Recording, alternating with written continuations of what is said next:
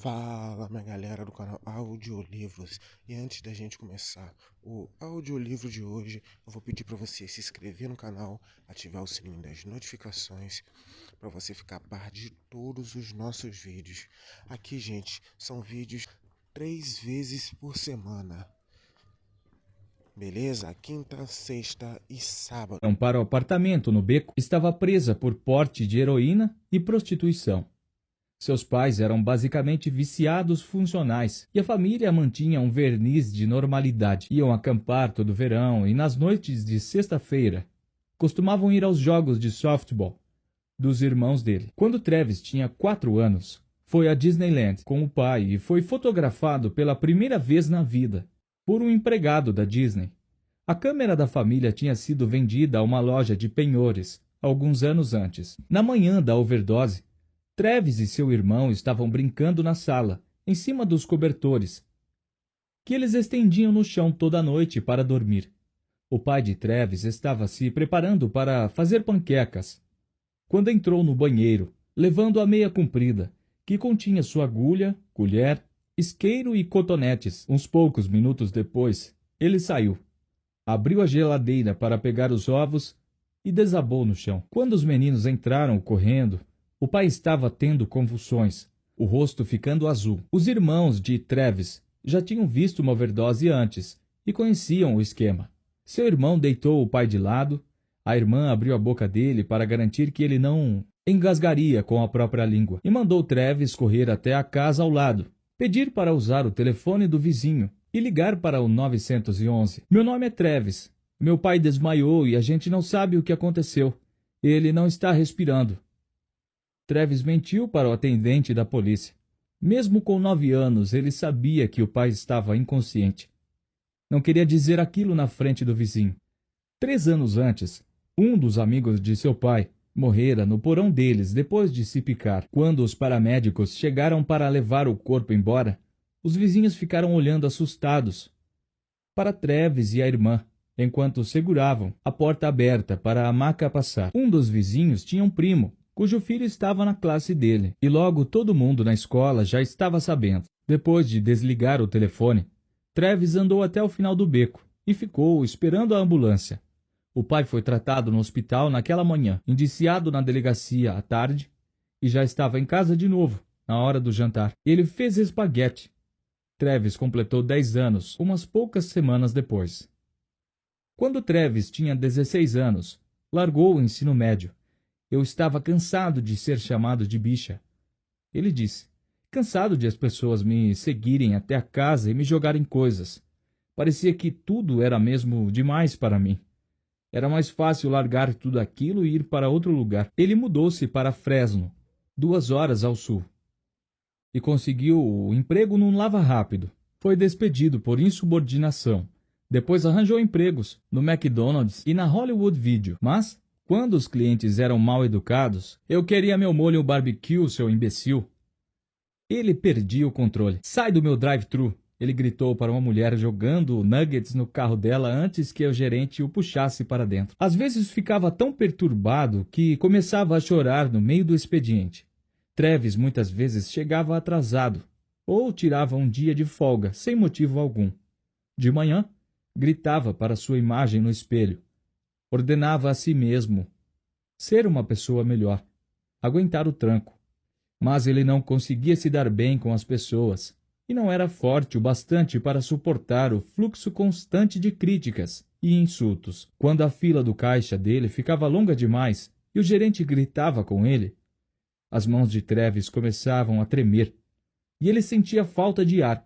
Ele se perguntava se era assim que os pais dele se sentiam, tão indefesos contra a vida, quando começaram a usar drogas. Um dia, um cliente habitual da Hollywood Video, que acabara conhecendo Travis um pouco melhor, sugeriu que ele pensasse em trabalhar na Starbucks. Estamos abrindo uma loja nova em Fort Washington e vou ser gerente assistente, disse o homem. Você devia se candidatar.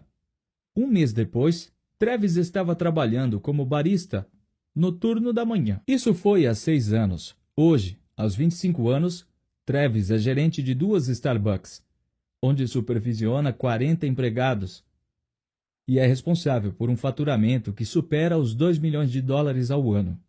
Seu salário é de 44 mil por ano. Ele tem uma aposentadoria privada e nenhuma dívida. Nunca chega atrasado, não se irrita no trabalho. Quando uma das suas funcionárias começou a chorar depois que um cliente gritou com ela, Travis a levou de lado. Seu avental é um escudo. Ele disse: nada que uma pessoa diga jamais vai machucar você. Você sempre vai ser tão forte quanto quiser ser. Ele aprendeu aquele discurso em um de seus cursos de treinamento da Starbucks, um programa de ensino que teve início no seu primeiro dia e continua ao longo da carreira de um empregado. O programa tem estrutura suficiente para que ele possa ganhar créditos na faculdade, conforme conclui os módulos. Travis diz que o treinamento mudou sua vida. A Starbucks lhe ensinou a viver, a ter foco, a chegar ao trabalho na hora e a controlar suas emoções. E o mais crucial, lhes ensinou a ter força de vontade. A Starbucks é a coisa mais importante que já aconteceu comigo, ele me disse. Eu devo tudo a esta empresa. Para Travis e milhares de outros, a Starbucks, assim como uma série de outras empresas, conseguiu ensinar o tipo de preparação para a vida que as escolas, famílias e comunidades não foram capazes de proporcionar. Com mais de 137 mil empregados atualmente e mais de 1 milhão de ex-alunos, a Starbucks é agora, num certo sentido, uma das maiores instituições de ensino da nação. Todos esses empregados, só em seu primeiro ano, passaram pelo menos 50 horas em salas de aula da Starbucks e outras dezenas em casa com livros didáticos da Starbucks e conversando com os mentores da Starbucks responsáveis por eles. A essência desta aprendizagem é uma grande ênfase num hábito importantíssimo: a força de vontade. Dezenas de estudos mostram que a força de vontade é o hábito angular mais importante de todos para o sucesso individual. Num estudo em 2005, por exemplo, pesquisadores da Universidade da Pensilvânia analisaram 164 alunos da 8ª série, medindo seu QI e outros fatores, inclusive a força de vontade que os alunos demonstravam, conforme medido em testes de autodisciplina. Alunos com níveis mais altos de força de vontade tinham mais chances de tirar notas maiores nas aulas e de ser aceito em escolas mais seletivas. Tinham menos faltas, passavam menos tempo assistindo televisão e mais horas fazendo lição de casa. Os adolescentes com maior autodisciplina superaram seus colegas mais impulsivos em todas as variáveis de desempenho acadêmico, escreveram os pesquisadores. A autodisciplina previu o desempenho acadêmico de forma mais consistente que o QI. A autodisciplina também previu quais alunos melhorariam suas notas ao longo do ano letivo, enquanto o QI não previu. A autodisciplina tem um efeito maior no desempenho acadêmico do que o talento intelectual. E o melhor modo de aumentar a força de vontade e dar uma vantagem aos alunos, indicam os estudos, é transformar isso num hábito. Às vezes parece que as pessoas com um grande autocontrole não estão se esforçando, mas é porque elas passam a fazer isso no automático, me disse Angela Duckworth, uma das pesquisadoras da Universidade da Pensilvânia. Sua força de vontade acontece sem que elas precisem pensar nisso. Para a Starbucks, a força de vontade é mais importante. A força de vontade é mais que uma curiosidade acadêmica. Quando a empresa começou a esquematizar sua estratégia de crescimento em massa, no final dos anos 1990, os executivos reconheceram que para obter sucesso, era necessário cultivar um ambiente que justificasse pagar $4 por um copo de café sofisticado. A empresa precisava treinar seus empregados para servir um pouco de alegria, junto com os lattes e scones. Por isso, logo de início, a Starbucks começou a pesquisar como poderia ensinar os funcionários a moderar suas emoções e aperfeiçoar sua autodisciplina para servir uma dose de ânimo. Se os baristas não forem treinados a deixar de lado seus problemas pessoais, as emoções de alguns funcionários inevitavelmente vão transbordar para o modo como tratam os clientes. No entanto, se o funcionário souber se manter focado e disciplinado, Mesmo no fim de um expediente de 8 horas, ele vai proporcionar o nível mais elevado de serviço fast food que os clientes da Starbucks esperam. A empresa gastou milhões de dólares desenvolvendo programas para treinar a autodisciplina dos empregados. Executivos escreveram livros didáticos que, na prática, servem como guias para transformar a força de vontade num hábito na vida dos trabalhadores. Esses programas são, em parte, o motivo pelo qual a Starbucks, antigamente uma empresa latérgica de Seattle, cresceu até virar um colosso com mais de 17 mil lojas e um faturamento superior a 10 bilhões de dólares por ano. Então, como a Starbucks faz isso? Como eles pegam pessoas como Travis, um filho de viciados, que largou o ensino médio e não conseguia reunir autocontrole suficiente para manter um emprego no McDonald's, e lhes ensinam a supervisionar dezenas de empregados e dezenas de milhares de dólares de faturamento mensal. O que exatamente Travis aprendeu? Todos que entravam na sala em que o experimento estava sendo realizado na Case Western Reserve University concordavam num ponto. Os cookies tinham um cheiro delicioso. Tinham acabado de sair do forno e estavam empilhados numa tigela, cheios de pedacinhos de chocolate. Na mesa ao lado dos cookies havia uma tigela de rabanetes. Durante um dia inteiro, estudantes famintos entraram, sentaram-se em frente às duas tigelas e submeteram-se, sem saber, a um teste de força de vontade que revolucionaria nossa compreensão de como a autodisciplina funciona. Na época, havia relativamente pouca investigação acadêmica sobre a força de vontade. Os psicólogos consideravam esses tipos de tema como aspectos de algo que chamavam de autorregulação. Porém, não era um campo que despertasse grande curiosidade. Havia um único experimento famoso sendo realizado nos anos 1960, em que cientistas de Stanford tinham testado a força de vontade de um grupo de crianças de 4 anos. Os pesquisadores levaram as crianças para dentro de uma sala e lhes mostraram uma série de guloseimas, incluindo marshmallows. Fizeram uma oferta para elas. Podiam comer um marshmallow imediatamente, ou, se esperassem alguns minutos, podiam comer 2. Então, o pesquisador saiu da sala. Algumas crianças cediam à tentação e comiam o marshmallow assim que o adulto ia embora. Cerca de 30% delas conseguiram ignorar seus impulsos e duplicar a recompensa quando o pesquisador voltou, 15 minutos depois. Os cientistas que estavam observando tudo por trás de um espelho falso registraram cuidadosamente quais crianças tinham autocontrole suficiente para ganhar o segundo marshmallow. Anos depois, localizaram muitos dos participantes do estudo. A essa altura, eles já estavam no ensino médio. Os pesquisadores perguntaram sobre suas notas e pontuações no SAT, um teste geral de aptidão para ensino superior, sobre sua capacidade de manter amizades e lidar com problemas importantes. Descobriram que as crianças de 4 anos que conseguiram adiar a recompensa por mais tempo acabavam tirando as melhores notas e resultados no SAT, que eram 210 pontos mais altos, em média, do que todas as outras. Eram mais populares e usavam menos drogas. Tudo indicava que se você soubesse evitar a tentação de comer um marshmallow quando estava na pré-escola, também saberia como chegar à aula pontualmente e terminar a lição de casa quando ficasse mais velho, e ainda como fazer amigos e resistir à pressão dos colegas. Era como se as crianças que ignoravam os marshmallows tivessem capacidades autorregulatórias, que lhes proporcionavam uma vantagem ao longo de toda a vida. Cientistas começaram a realizar experimentos semelhantes, tentando descobrir modos de ajudar as crianças a aumentar suas capacidades autorregulatórias. Descobriram que lhes ensinar truques simples, como distrair-se fazendo um desenho ou imaginando uma moldura em volta do marshmallow, para que parecesse uma foto e menos uma tentação real, ajudava-lhes a aprender o autocontrole. Já nos anos 1980, surgira uma teoria que se tornou aceita de um modo geral.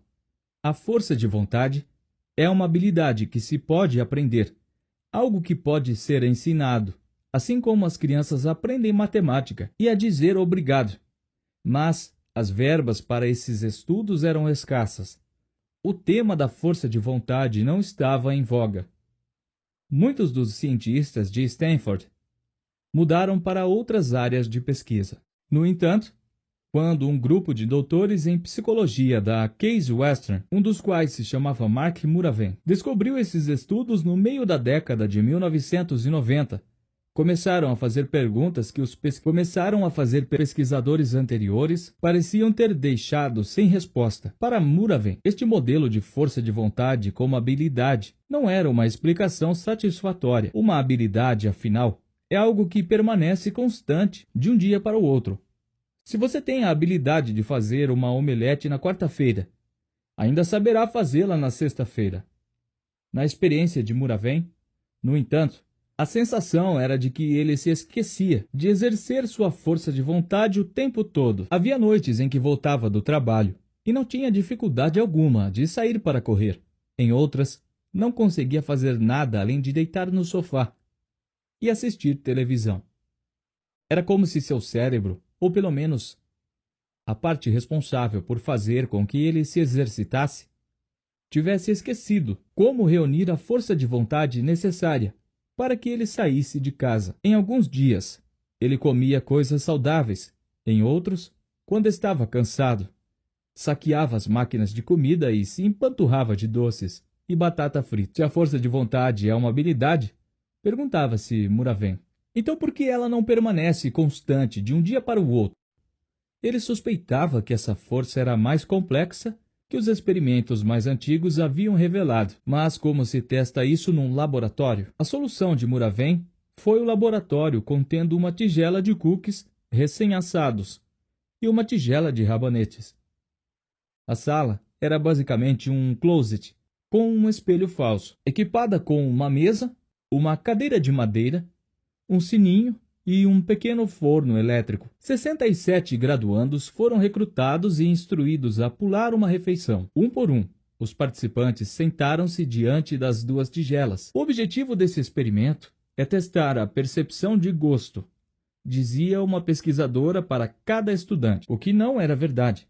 O objetivo era obrigar os estudantes, mas apenas alguns estudantes, a exercer sua força de vontade. Para isso, metade dos graduandos recebeu a instrução de comer os cookies e ignorar os rabanetes. A outra metade foi instruída a comer os rabanetes e ignorar os cookies. A teoria de Muraven era que ignorar cookies é difícil, exige força de vontade. Ignorar rabanetes, por outro lado, não exige praticamente nenhum esforço. Lembre, dizia a pesquisadora, coma só a comida que foi designada a você. Então, saia da sala. Assim que os estudantes se vinham sozinhos, começavam a comer. Os comedores de cookies estavam no paraíso. Os de rabanete sofriam uma agonia. Estavam penando muito, forçando-se a ignorar os cookies quentinhos. Através do espelho falso, os pesquisadores observaram um dos comedores de rabanete pegar um cookie, cheirá-lo com um misto de desejo e tristeza, depois colocá-lo de volta na tigela. Outro pegou alguns cookies, devolveu, e depois lambeu dos dedos o chocolate derretido. Após 5 minutos, a pesquisadora entrava de novo na sala. Segundo a estimativa de Muraven, a força de vontade dos comedores de rabanete tinha sido intensamente posta à prova pela instrução de comer o legume amargo e ignorar a guloseima. Os comedores de cookies quase não tinham exercido sua autodisciplina. Precisamos esperar cerca de 15 minutos para que a memória sensorial do alimento que você comeu se dissipe. A pesquisadora dizia a cada participante. Para passar o tempo, ela pediu que eles resolvessem um quebra-cabeça. Parecia relativamente simples. Traçar um certo padrão geométrico sem tirar o lápis do papel, nem passar pela mesma linha 2 vezes. Se quiser desistir, dizia a pesquisadora, toque o sino. Ela insinuava que resolver o quebra-cabeça não demoraria muito. Na verdade, o quebra-cabeça era impossível de resolver. Aquele quebra-cabeça não era um passatempo, era a parte mais importante do experimento. Era preciso uma enorme força de vontade para continuar tentando resolver o quebra-cabeça, principalmente quando todas as tentativas fracassavam. Os cientistas se perguntaram, Será que os estudantes que já tinham gastado sua força de vontade, ignorando os cookies, iam desistir do quebra-cabeça mais rápido? Em outras palavras, será que a força de vontade era um recurso finito? De trás do espelho falso, os pesquisadores ficaram observando. Os comedores de cookies, com seus estoques não utilizados de autodisciplina, começavam a trabalhar no quebra-cabeça. De modo geral, pareciam relaxados. Um deles tentou uma abordagem simples. Chegou a um beco sem saída, depois começou de novo. E de novo, e de novo. Alguns tentaram por mais de meia hora antes que a pesquisadora dissesse para eles pararem. Em média, os comedores de cookies passaram quase 19 minutos cada um tentando resolver o quebra-cabeça antes de tocar o sino. Os comedores de rabanete, com sua força de vontade esgotada, agiram de modo completamente diferente. Resmungavam enquanto tentavam resolver o quebra-cabeça, ficavam frustrados. Um deles reclamou que o experimento todo era uma perda de tempo. Alguns puseram a cabeça na mesa e fecharam os olhos. Houve um que foi ríspido com a pesquisadora quando ela voltou. Em média, os comedores de rabanete se esforçaram durante apenas cerca de 8 minutos, 60% menos tempo do que os comedores de cookies, antes de desistir. Quando a pesquisadora perguntou depois que um dos comedores de rabanete disse que estava cansado dessa experiência imbecil, fazendo as pessoas usarem parte de sua força de vontade para ignorar os cookies, nós as tínhamos colocado num teste, num estado em que estavam dispostas a desistir muito mais rápido. Muravem me disse, já houve mais de 200 estudos sobre essa ideia desde então. E todos concluíram a mesma coisa. Força de vontade não é uma habilidade. É um músculo, como os músculos dos braços ou pernas, e ela fica cansada quando faz mais esforço. Por isso, sobra menos força para outras coisas. Os pesquisadores se basearam nessa descoberta para explicar todo tipo de fenômeno. Alguns sugeriram que isso ajuda a esclarecer por que pessoas bem-sucedidas, em outros âmbitos, sucumbem a casos extraconjugais, que têm mais chances de começar tarde da noite, após um longo dia exercendo a força de vontade no trabalho, ou porque bons médicos cometem erros primários, o que ocorre com maior frequência depois que o médico terminou uma tarefa longa e complicada, que exigia concentração intensa. Se você quer fazer alguma coisa que exige força de vontade, como sair para correr depois do trabalho, precisa preservar seu músculo da força de vontade durante o dia. Muravem me disse, se você gastá-lo cedo demais em tarefas entediantes, como escrever e-mails, preencher formulários de despesas complicados e chatos, toda a força terá se dissipado quando você chegar em casa. Mas até onde se entende essa analogia? Será que exercitar os músculos da força de vontade os torna mais fortes, do mesmo modo como usar halteres fortalece os bíceps? Em 2006, 2 pesquisadores australianos, Megan Watten e Ken Chang, tentaram responder essa pergunta criando um programa de exercícios de força de vontade. Eles inscreveram 24 pessoas, com idades entre 18 e 50 anos, num programa de exercício físico, e ao longo de 2 meses, submeteram-nas a um número cada vez maior de séries de levantamento de pesos, de treinamento de resistência e de atividades aeróbicas. Semana após semana, as pessoas se forçavam a se exercitar com mais frequência, usando cada vez mais força de vontade sempre que iam à academia. Depois de 2 meses, os pesquisadores esquadrinharam o resto da vida dos participantes para ver se o aumento da força de vontade na academia resultava numa maior força de vontade em casa. Antes de o experimento começar, a maioria dos sujeitos era de sedentários assumidos. Agora eles estavam em melhor forma física, é claro, mas também estavam mais saudáveis em outras partes de suas vidas.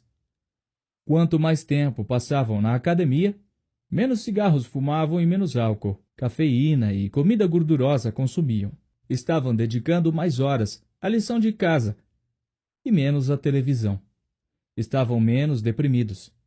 Talvez Watten e Chang se perguntaram: esses resultados não tivessem nada a ver com a força de vontade, E se o exercício apenas deixar as pessoas mais felizes e com menos fome de fast food? Então projetaram outro experimento.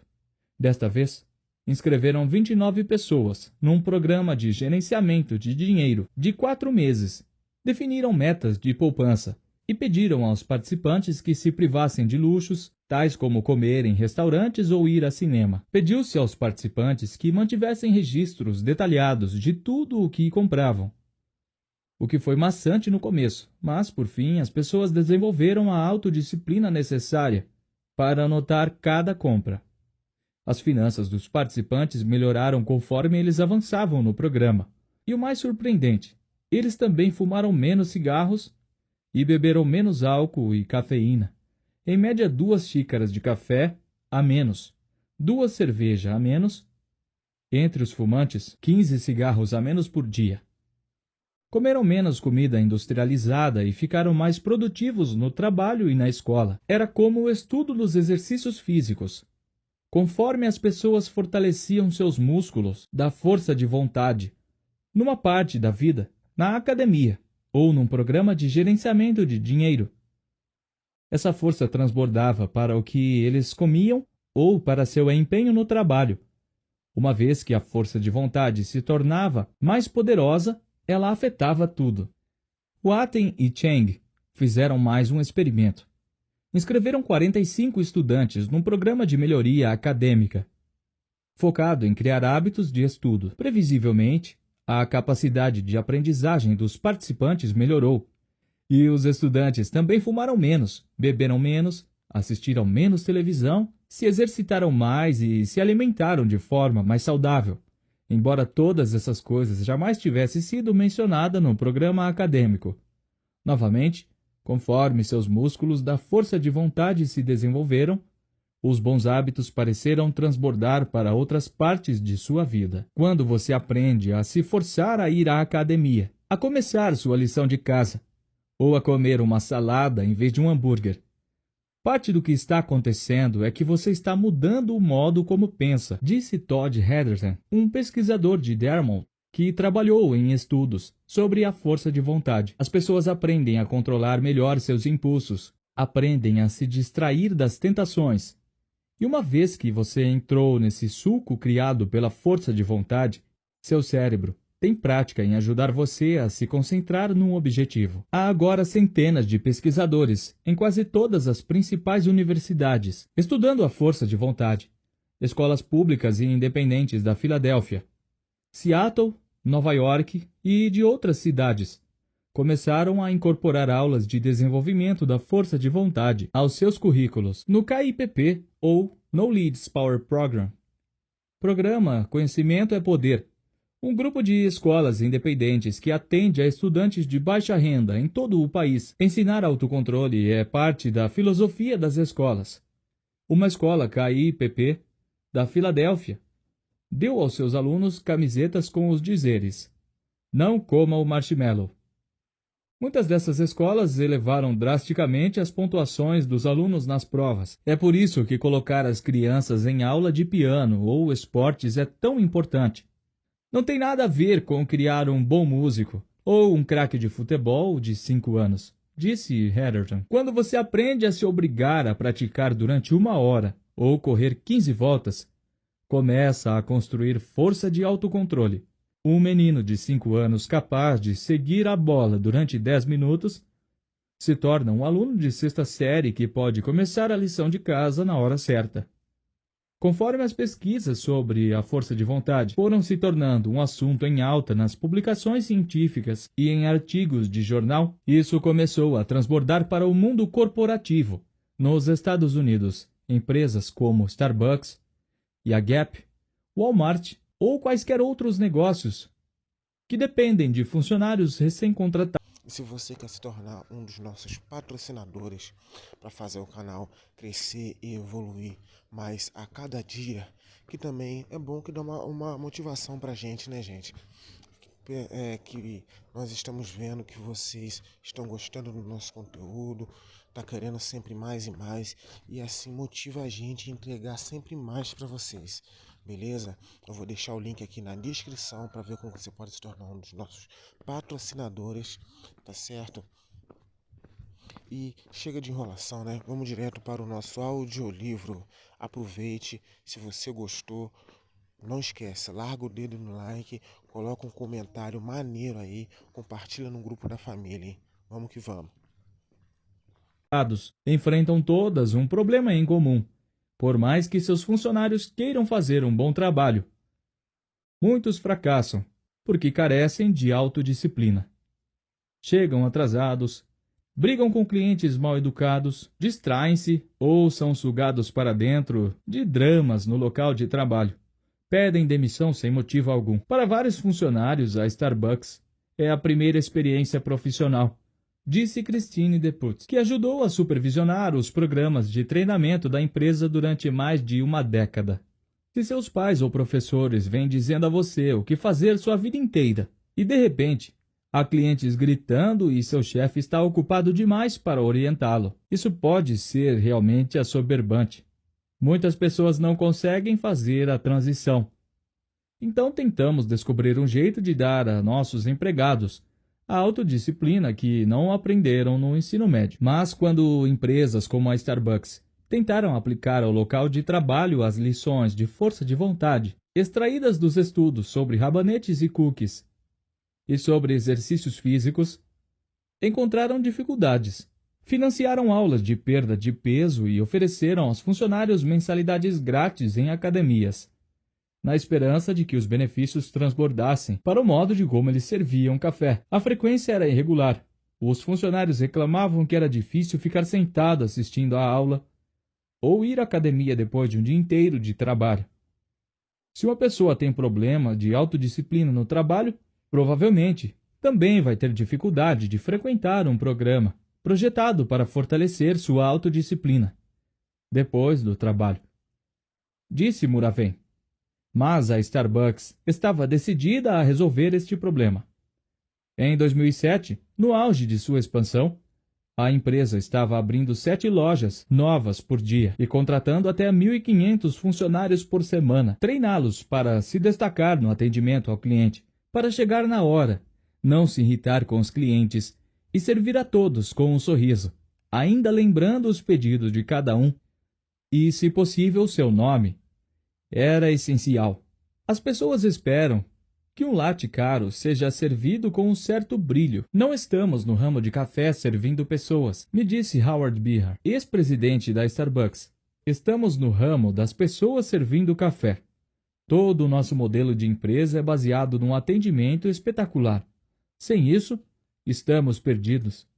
A solução, como a Starbucks descobriu, era transformar a autodisciplina num hábito organizacional. Em 1992, uma psicóloga britânica entrou em 2 dos hospitais ortopédicos mais movimentados da Escócia e recrutou 60 pacientes para um experimento que ela esperava explicaria como alavancar força de vontade de pessoas excepcionalmente resistentes a mudanças. A média de idade dos pacientes era 68 anos.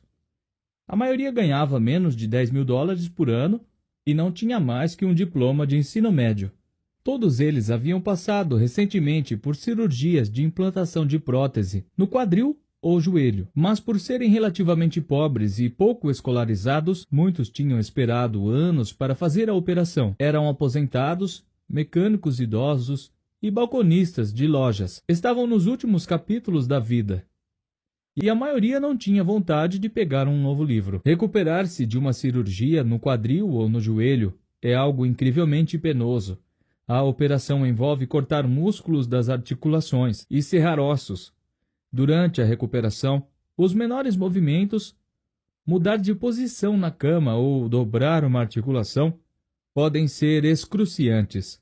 No entanto, é essencial que os pacientes comecem a praticar exercícios quase imediatamente após acordarem da cirurgia. Precisam mexer as pernas e os quadris antes que os músculos e a pele tenham cicatrizado. Senão, o tecido granular entope a articulação, destruindo sua flexibilidade. Além disso, se os pacientes não começam a se exercitar, correm o risco de ter coágulos sanguíneos.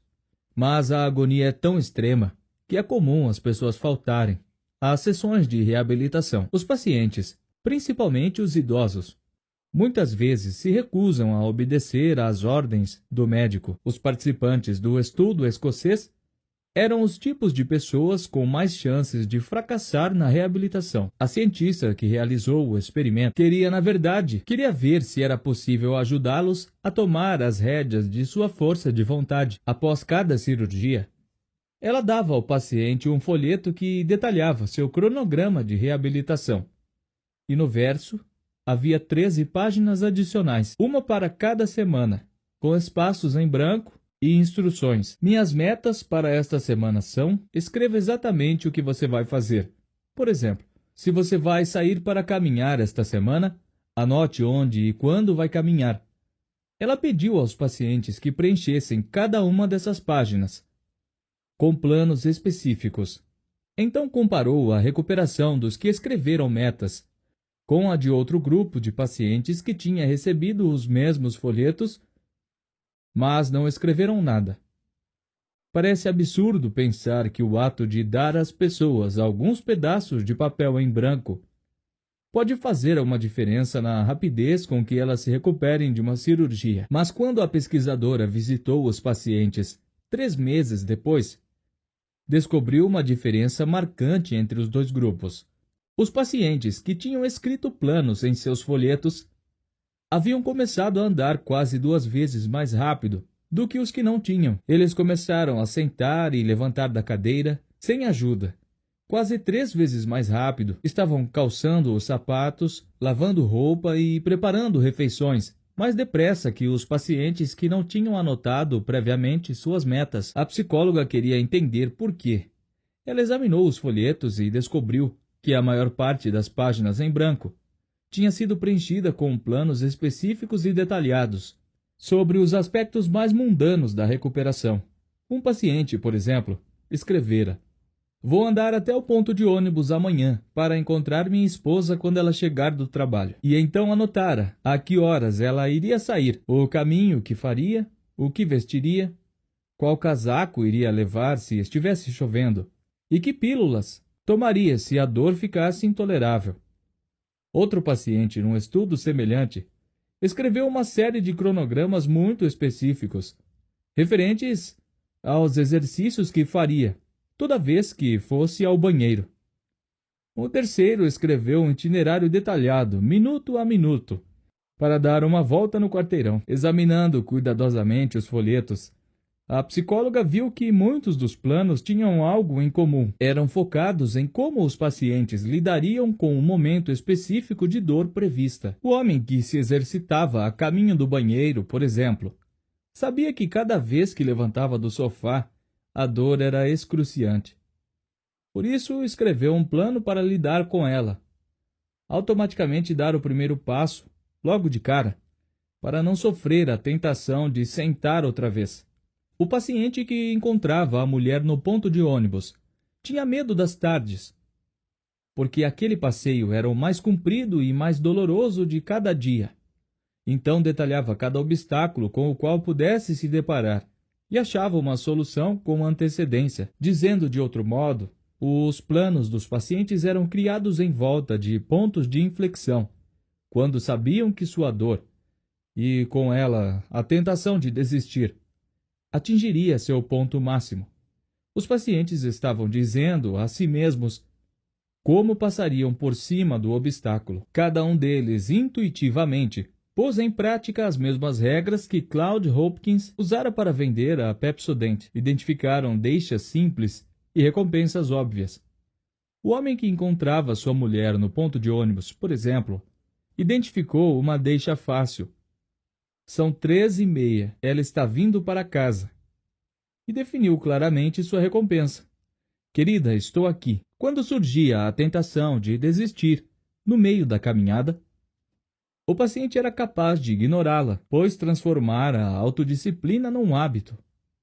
Não há motivos para que os outros pacientes, os que não escreveram planos de recuperação, não pudessem ter agido do mesmo modo. Todos os pacientes tinham sido expostos às mesmas advertências e avisos no hospital. Todos sabiam que os exercícios eram essenciais para sua recuperação. Todos passaram semanas na reabilitação. Mas os pacientes que não escreveram nenhum plano estavam numa desvantagem significativa, pois nunca pensaram com antecedência em como lidar com pontos de inflexão dolorosos. Nunca criaram deliberadamente hábitos de força de vontade, mesmo se pretendiam dar uma volta no quarteirão. Sua determinação os abandonava quando enfrentavam a agonia dos primeiros passos. Quando as tentativas da Starbucks de impulsionar a força de vontade dos funcionários através de matrículas em academias e workshops de dietas se mostraram ineficazes, os executivos decidiram que precisavam de uma nova abordagem. Começaram olhando mais de perto o que estava realmente acontecendo dentro de suas lojas. Viram que, como os pacientes escoceses, seus funcionários estavam fracassando quando se deparavam com pontos de inflexão. Aquilo de que precisavam era de hábitos institucionais que tornassem mais fácil exercer sua autodisciplina. Os executivos chegaram à conclusão de que, em alguns aspectos, vinham pensando na forma de vontade por um ângulo totalmente errado. Viram que, na verdade, empregados com lapsos de força de vontade não tinham dificuldade de realizar seu trabalho, na maior parte das vezes. Num dia normal, um funcionário com uma deficiência de força de vontade não era diferente dos outros. Mas às vezes, principalmente ao se deparar com tensões ou incertezas inesperadas, esses empregados eram ríspidos com os clientes e seu autocontrole desaparecia. Um cliente talvez começasse a gritar, por exemplo, e uma funcionária normalmente calma perdia a compostura. Uma multidão impaciente talvez sobrecarregasse um barista, e de repente ele estava à beira das lágrimas. Aquilo de que os funcionários realmente precisavam eram instruções claras de como lidar com os pontos de inflexão, algo semelhante aos folhetos dos pacientes escoceses. Uma rotina para os funcionários seguirem quando seus músculos da força de vontade estivessem frouxos.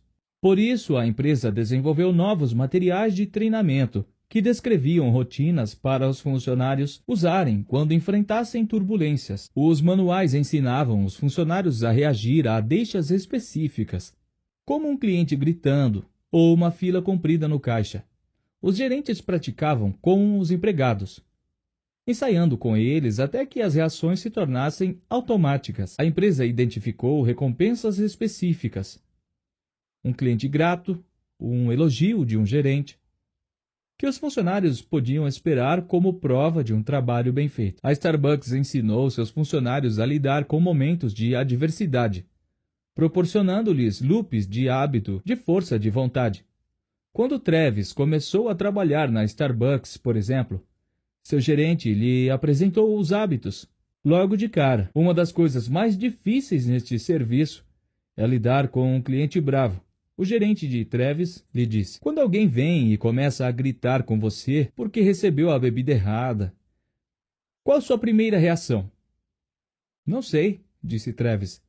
Acho que eu fico meio assustado ou bravo. Isso é natural, disse o gerente. Mas nosso trabalho é proporcionar o melhor atendimento ao consumidor, mesmo quando há pressão. O gerente abriu o manual da Starbucks e mostrou a Travis uma página que estava quase toda em branco. No topo, lia-se: quando um cliente está descontente, meu plano é... Este livro de exercícios é para você imaginar situações desagradáveis e anotar um plano de reação, disse o gerente. Um dos sistemas que usamos é o chamado método LATTE, ou LAT. Nós ouvimos o cliente. Listen. Reconhecemos a reclamação dele. Acknowledge. Tomamos uma atitude para resolver o problema. Take action. Agradecemos a ele. Thank. E então explicamos por que o problema aconteceu. Explain. Que tal você tirar alguns minutos para traçar um plano para lidar com um cliente irritado? Use o método LAT. Depois podemos encenar um pouquinho. A Starbucks tem dezenas de rotinas que os empregados aprendem a usar durante pontos de inflexão estressantes. para fazer críticas ao sistema. O que, por quê? Para fazer críticas. E o sistema Connect, descubra e reaja. Para receber pedidos quando as coisas ficam caóticas. Há hábitos aprendidos para ajudar os baristas a saber a diferença entre clientes que só querem o seu café. Um cliente com pressa fala num tom de urgência e talvez pareça impaciente ou olhe no relógio. E aqueles que precisam ser paparicados um pouco mais. Um cliente habitual conhece outros baristas pelo nome e geralmente pede a mesma bebida todo dia. Em todo o manual de treinamento, há dezenas de páginas em branco, nas quais os funcionários podem anotar planos que prevêem como vão superar os pontos de inflexão. Então praticamos esses planos inúmeras vezes, até que se tornem automáticos. É assim que a força de vontade se torna um hábito, escolhendo certo comportamento de antemão e em seguida uma rotina. Quando um ponto de inflexão surge, quando os pacientes escoceses preencheram seus folhetos, ou quando Treves estudou o método Latte, decidiram com antecedência como reagiriam a uma deixa, uma dor no músculo ou um cliente irritado. Quando a deixa chegava, a rotina acontecia. A Starbucks não é a única empresa a usar esses métodos de treinamento. Por exemplo, a Deloitte Consulting, a maior empresa de serviços financeiros e tributários do mundo, os funcionários são treinados num programa chamado Momentos que Importam, que é focado em lidar com pontos de inflexão, como quando um cliente reclama, quando um colega é demitido, ou quando um consultor da Deloitte cometeu um erro. Para cada um desses momentos, há rotinas pré-programadas. Fique curioso, diga o que os outros não querem dizer. Aplique a regra 5/5/5, que orientam os funcionários sobre como eles devem reagir. Na Container Store, os empregados recebiam mais de 185 horas de treinamento. Só no primeiro ano. Aprendem a reconhecer os pontos de inflexão, tais como um colega bravo ou um cliente desnorteado, e adquirem hábitos, tais como rotina, para acalmar os compradores, ou para desarmar um confronto. Quando entra um cliente que parece desnorteado, por exemplo, um funcionário imediatamente pede que ele visualize o espaço da casa que pretende organizar e descreva como vai se sentir quando tudo estiver em seu lugar. Tivemos clientes que vieram até nós e disseram: "Isso é melhor que uma consulta psiquiátrica." O diretor executivo da empresa disse a um repórter: "Howard Schultz, o homem que levou a Starbucks a se tornar um colosso, não é tão diferente de Treves em alguns aspectos. Ele cresceu num conjunto habitacional público no Brooklyn, dividindo um apartamento de 2 quartos com os pais e os 2 irmãos. Aos 7 anos, o pai de Schultz quebrou o tornozelo e perdeu o emprego de motorista de caminhão de entrega de fraldas. Isso bastou para lançar a família numa crise. Seu pai, depois que o tornozelo ficou bom, passou por uma série de empregos com salários mais baixos. Meu pai nunca achou o caminho dele", Schultz me disse. "Vi sua autoestima levar várias surras. Eu sentia que havia tantas outras coisas que ele poderia ter realizado." A escola de Schultz era um lugar caótico e superlotado, com playground de asfalto e crianças jogando futebol americano, basquete, softball, jogo de soco, de tapa e qualquer outra brincadeira que conseguisse inventar. Quando seu time perdia, podia levar 1 hora até chegar a sua vez de jogar de novo. Então Schultz fazia questão de que o time sempre vencesse, a qualquer custo. Voltava para casa com arranhões sangrentos nos cotovelos e joelhos, que a mãe limpava cuidadosamente com um pano molhado. "Você não desiste", ela dizia. Sua competitividade lhe rendeu uma bolsa universitária para jogar futebol americano. Quebrou o queixo e nunca disputou nenhum jogo.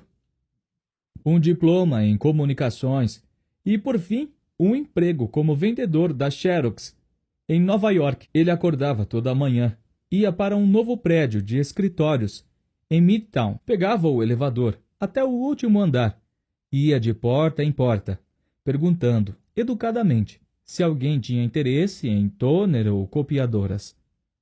Então descia um andar de elevador e começava tudo de novo. No começo dos anos 1980, Schultz estava trabalhando para um fabricante de plásticos, quando notou que um varejista pouco conhecido em Seattle estava encomendando um número descomunal de coadores de café. Schultz foi de avião até lá e se apaixonou pela empresa. 2 anos depois, quando ficou sabendo que a Starbucks, na época com apenas 6 lojas, estava à venda, ele pediu dinheiro para todo mundo que conhecia e a comprou. Isso foi em 1987. Em 3 anos, havia 84 lojas. Em 6 anos, mais de 1.000 lojas. Hoje, há 17.000 lojas em mais de 50 países. Por que Schultz teve um destino tão diferente de todas as crianças daquele playground? Alguns de seus antigos colegas de classe hoje são policiais e bombeiros no Brooklyn. Outros estão na prisão. Schultz vale mais de $1 bilhão. Ele já foi considerado um dos maiores diretores executivos do século XX. Onde ele achou a determinação, a força de vontade, para escalar de um conjunto habitacional para um jato particular? Eu não sei direito, ele me disse. Minha mãe sempre dizia, você vai ser a primeira pessoa a ir para a faculdade. Você vai ser um profissional, vai deixar todos nós orgulhosos. Ela fazia essas perguntinhas. Como você vai estudar hoje? O que vai fazer amanhã? Como você sabe que está pronto para a sua prova? Isso me treinou a estabelecer metas. Na verdade, eu dei sorte, ele disse. E realmente acredito que se você diz às pessoas que elas possuem o que é necessário para dar certo na vida, elas provam que você tem razão. O foco de Schultz no treinamento de funcionários e atendimento ao cliente fez da Starbucks uma das empresas mais bem-sucedidas do mundo. Durante anos, ele esteve pessoalmente envolvido em quase todos os aspectos da administração da empresa. Em 2000, exausto, ele delegou as operações diárias para outros executivos. E nesse ponto, a Starbucks começou a vacilar. Dentro de uns poucos anos, os clientes estavam reclamando da qualidade das bebidas e do atendimento. Os executivos, focados numa expansão frenética, muitas vezes ignoravam as reclamações. Os empregados começaram a ficar descontentes. Pesquisas indicavam que as pessoas estavam começando a pensar na Starbucks como sinônimo de café morno e sorrisos vazios. Então, Schultz voltou ao cargo de executivo-chefe em 2008. Entre suas prioridades estava a reestruturação do programa de treinamento da empresa para renovar seu foco numa série de questões, incluindo o incentivo à força de vontade e à autoconfiança dos funcionários ou parceiros, no linguajar da Starbucks. Tivemos que começar a reconquistar a confiança dos clientes e parceiros, Schultz me disse. Mais ou menos na mesma época, estava surgindo uma nova onda de estudos que abordavam a ciência da força de vontade de um modo ligeiramente diferente. Pesquisadores tinham notado que algumas pessoas, como Travis, eram capazes de criar hábitos de força de vontade com relativa facilidade.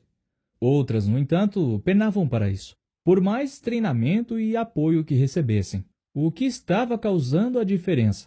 Mark Muraven, que a essa altura já era professor na Universidade de Albany, criou um novo experimento. Colocou graduandos numa sala com um prato de cookies quentes, recém-assados, e pediu que os ignorassem. Metade dos participantes foi tratada com gentileza. Pedimos que você, por favor, não coma os cookies, tudo bem? Dizia uma pesquisadora. Então ela discutia o propósito do experimento, explicando que era medir a capacidade de eles resistirem a tentações. Ela os agradecia por contribuir com o seu tempo. Se tivesse alguma sugestão ou ideia de como podemos melhorar este experimento, por favor digam. Queremos que você nos ajudem a fazer com que esta experiência seja a melhor possível. A outra metade dos participantes não foi paparicada do mesmo modo. Simplesmente receberam ordens. Você não pode comer os cookies. A pesquisadora lhes dizia. Ela não explicava o objetivo do experimento, não os elogiava, nem demonstrava nenhum interesse no feedback deles. Mandava que seguissem as instruções.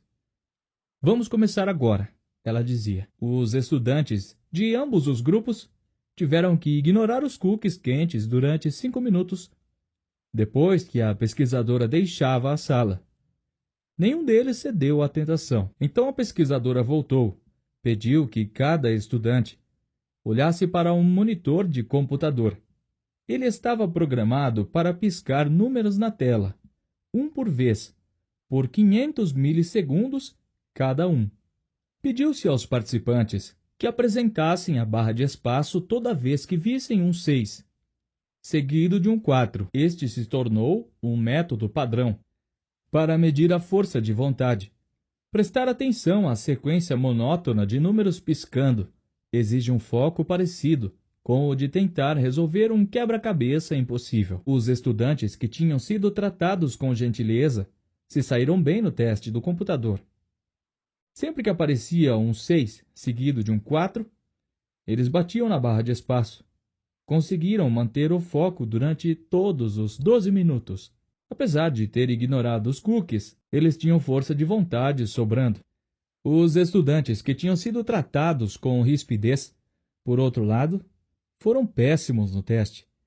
Várias vezes esqueciam de apertar a barra de espaço, diziam que estavam cansados e não conseguiam se concentrar. Os pesquisadores determinaram que o seu músculo da força de vontade tinha sido extenuado pelas instruções bruscas. Quando Muraven começou a explorar por que os estudantes que haviam sido tratados com gentileza tinham mais força de vontade, descobriu que a diferença principal era a sensação de controle que possuíam sobre a experiência. Encontramos isso inúmeras vezes, me disse Muraven, quando se pede às pessoas que façam algo que exija autocontrole. Se acham que estão fazendo isso por motivos pessoais, se sentem que é uma escolha ou algo que apreciam porque ajuda os outros. É muito menos cansativo. Se sentem que não têm autonomia, se só estão cumprindo ordens, seus músculos da força de vontade se cansam muito mais rápido. Em ambos os casos, as pessoas ignoram os cookies, mas quando os estudantes foram tratados como engrenagens e não como pessoas, isso exigiu muito mais força de vontade. Para as empresas e organizações, essa descoberta tem implicações enormes. O simples ato de dar aos empregados um senso de autonomia, uma sensação de que estão no controle, de que têm autoridade legítima para tomar decisões, pode aumentar radicalmente o grau de energia e foco que eles dedicam ao emprego. Um estudo de 2010, numa fábrica de Ohio, por exemplo, examinou funcionários da linha de montagem que receberam autonomia para tomar pequenas decisões sobre seus horários e o ambiente de trabalho. Eles desenharam seus próprios uniformes e tinham autoridade sobre os turnos. Nada mais mudou. Todos os processos de fabricação e escalas de pagamento continuaram iguais. Dentro de 2 meses, a produtividade na fábrica cresceu em 20%. Os funcionários estavam fazendo intervalos mais curtos e cometendo menos erros. Dar aos empregados um senso de controle melhorou o grau de autodisciplina que dedicavam a seus empregos. As mesmas lições se aplicam à Starbucks. Hoje, a empresa foca em dar aos empregados maior senso de autoridade. Eles pediram aos funcionários que reformulassem a disposição das máquinas de expresso e de caixas registradoras, que decidissem por conta própria como os clientes devem ser cumprimentados e onde as mercadorias deviam ficar expostas. Não é incomum um gerente de loja passar horas discutindo com seus funcionários onde um liquidificador deve ser colocado. Começamos a pedir que os parceiros usem seu intelecto e criatividade, em vez de dizer a eles: tire o café da caixa, coloque o copo aqui, siga esta regra, disse Chris Engskov, um vice-presidente da Starbucks. As pessoas querem estar no controle de suas vidas. A rotatividade dos empregos diminuiu. A satisfação dos clientes aumentou. Desde a volta de Schultz, a Starbucks alavancou o faturamento em mais de 1,2 bilhão de dólares por ano. Quando Travis tinha 16 anos, antes de abandonar a escola e começar a trabalhar para a Starbucks, sua mãe lhe contou uma história. Eles estavam no carro e Travis perguntou por que não tinha mais irmãos. Sua mãe sempre tentava ser totalmente honesta com os filhos e por isso lhe contou que engravidara 2 anos antes de Travis nascer, porém fizeram um aborto. Explicou que já tinham 2 filhos àquela altura e eram viciados em drogas, não achavam que podiam sustentar mais um bebê. Então, 1 ano depois, ela engravidou de Travis. Pensou em fazer outro aborto, mas seria um peso grande demais. Era mais fácil deixar que a natureza seguisse seu curso. Travis nasceu. Ela me disse que cometera vários erros, mas que eu ter nascido foi uma das melhores coisas que já aconteceram com ela. Travis disse: quando seus pais são viciados, você cresce sabendo que não pode contar com eles sempre que precisar. Mas eu dei muita sorte de encontrar chefes que me deram o que estava faltando. Se minha mãe tivesse tido a mesma sorte que eu, acho que as coisas teriam sido diferentes para ela.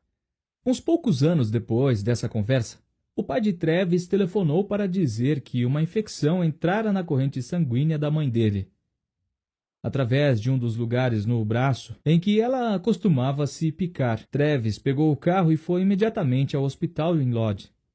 Mas ela já estava inconsciente quando ele chegou. Ela morreu meia hora depois, quando retiraram o equipamento de suporte vital. Uma semana depois, E se você quer se tornar um dos nossos patrocinadores para fazer o canal crescer e evoluir mais a cada dia, que também é bom que dá uma motivação para a gente, né, gente? Que nós estamos vendo que vocês estão gostando do nosso conteúdo, tá querendo sempre mais e mais, e assim motiva a gente a entregar sempre mais para vocês, beleza? Eu vou deixar o link aqui na descrição para ver como você pode se tornar um dos nossos patrocinadores, tá certo? E chega de enrolação, né? Vamos direto para o nosso audiolivro. Aproveite, se você gostou, não esquece, larga o dedo no like, coloca um comentário maneiro aí, compartilha no grupo da família, hein? Vamos que vamos.